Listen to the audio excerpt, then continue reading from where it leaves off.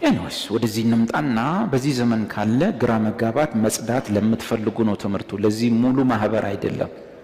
በእንደዚህ አይነት ግራ መጋባት በዚህ አይነት ቀውስ ውስጥ ኬዎስ ውስጥ መኖር አልፈልግም። እኔ በቃ እንደ የሆነ ጊዜ የነበሩ ክርስቲያኖች ነበሩ እንጆ የሚያደርጉ ጌታን ለምን 10 አይሆንም 15 አይሆንም አንድ ጊታር ይዘው በሷ እንጆ እያደረጉ እየዘመሩ በጣም ነፍስ የማይቀርላቸው እንደነሱ ነበሩ። ግርግሩ ጩኸቱ እብደቱ ሳይመጣ በፊት የነበረ ቆንጂያ ዓለም አለ። የነ ጳውሎስ ዘመንን ፈልገዋለሁ፣ የነ ጴጥሮስን ዘመን ፈልገዋለሁ፣ የጸዳውን ክርስትና ፈልጋለሁ።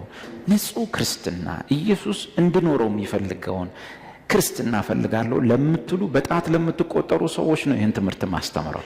ስለዚህ እንደዛ አይነቱን ነገር ደግሞ ብልሽቱን ያወጣው ይህን ቆንጆ ሃይማኖት ይህን የጸዳ ሃይማኖት ብልሽቱን ያወጣው ደግሞ የዚህ ዘመን እቺን 15 20